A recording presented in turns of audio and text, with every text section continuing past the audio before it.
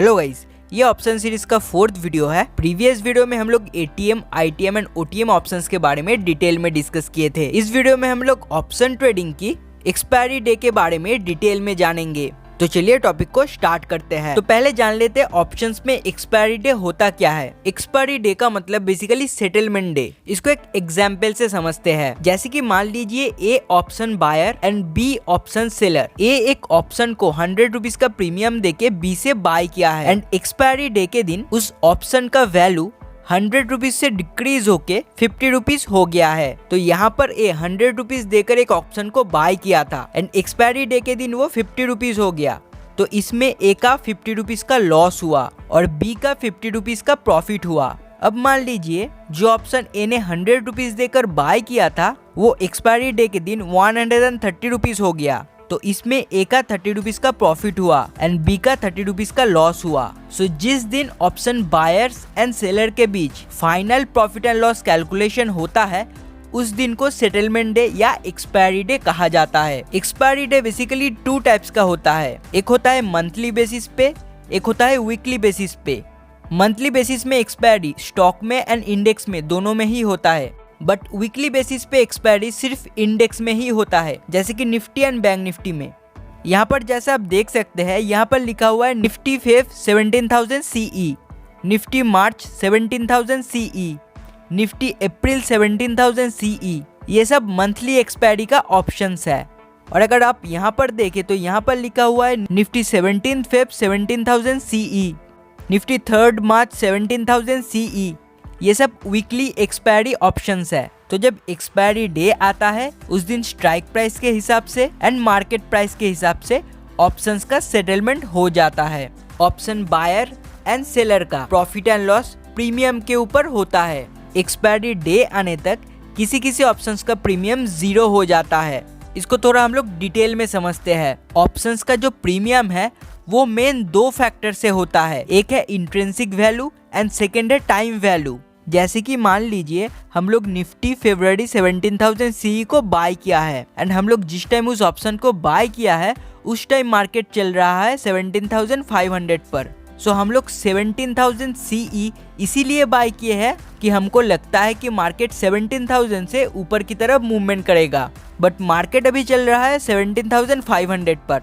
इसका मतलब मार्केट 17,000 से ऑलरेडी 500 पॉइंट की मूवमेंट कर चुका है। तो उस 500 पॉइंट को कहा जाता है इंट्रिंसिक वैल्यू।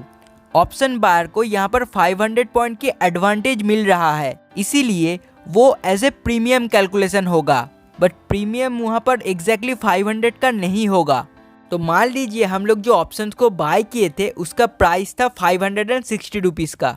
तो 500 का तो यहाँ पर इंट्रिंसिक वैल्यू हो गया एंड जो रिमेनिंग 60 पॉइंट है उसको कहा जाता है time value. Time value time के साथ साथ डिक्रीज होता रहता है। फर्स्ट फेब को अगर टाइम वैल्यू 60 पॉइंट का है, 10 फेब को वो डिक्रीज होके हो जाएगा 50 पॉइंट का, फिर 20 फेब को वो डिक्रीज होके हो जाएगा 30 पॉइंट का। ऐसे ही मंथ एंड तक वो 0 हो जाएगा। मतलब एक्सपायरी डे के दिन टाइम वैल्यू 0 हो जाता है। तो जैसे हम लोग प्रीवियस वीडियो में डिस्कस किए थे, अगर मार्केट 17,000 पे चल रहा है एंड हम लोग 17,000 की स्ट्राइक प्राइस की एक ऑप्शन को बाय करते हैं तो उसको एटीएम ऑप्शन कहा जाता है। तो यहाँ पर मार्केट भी 17,000 पे चल रहा है एंड हमारा स्ट्राइक प्राइस भी 17,000 का है। तो यहाँ पर हमारा कोई इंट्रिंसिक वैल्यू नहीं है एंड एक्सपायरी डे के दिन टाइम वैल्यू भी 0 हो जाता है। यहाँ पर इंट्रिंसिक वैल्यू भी 0 है एंड टाइम वैल्यू भी 0 है, इसीलिए एक्सपायरी डे के दिन एटीएम ऑप्शन 0 हो जाता है। एंड हम लोग जैसे कि प्रीवियस वीडियो में डिस्कस किए थे कि मान लीजिए अगर मार्केट 17,000 में चल रहा है एंड हम लोग 17,200 के कॉल ऑप्शन को बाय किए हैं, तो मार्केट यहाँ पर 17,200 को क्रॉस करके ऊपर नहीं गया है। तो यहाँ पर मार्केट अभी तक 17,200 को टच नहीं किया है, तो ये हमारे लिए ओटीएम ऑप्शन हो जाता है। तो यहाँ पर मार्केट अभी तक 17,200 को क्रॉस नहीं किया है, इसीलिए इसके इंट्रिंसिक वैल्यू 0, एक्सपायरी डे के टाइम वैल्यू भी 0 हो जाता है, इसीलिए एक्सपायरी डे के दिन ओटीएम ऑप्शन भी 0 हो जाता है।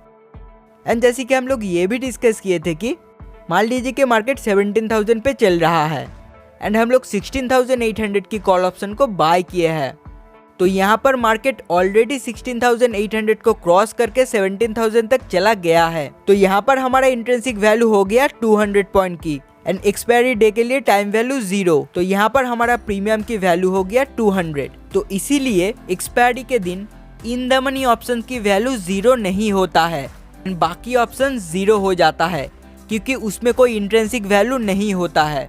और यहाँ पर जो ऑप्शन बायर का प्रॉफिट है वो ऑप्शन सेलर का लॉस है और जो ऑप्शन सेलर का प्रॉफिट है वो ऑप्शन बायर का लॉस है। इसीलिए अगर किसी ऑप्शंस का प्रीमियम 0 हो जाता है तो इसमें ऑप्शन बायर का लॉस होता है एंड ऑप्शन सेलर का प्रॉफिट होता है। तो इस कॉन्सेप्ट को हम लोग नेक्स्ट वीडियो में डिटेल में समझेंगे। सो आई होप आपको इस वीडियो में एक्सपायरी डे के कॉन्सेप्ट पूरा क्लियर हो गया होगा। तो अगर वीडियो को अच्छी लगे तो एक लाइक कर दीजिएगा, चैनल को सब्सक्राइब कर दीजिएगा। मिलते हैं नेक्स्ट वीडियो में, तब तक के लिए कीप ट्रेडिंग कीप ग्रोइंग।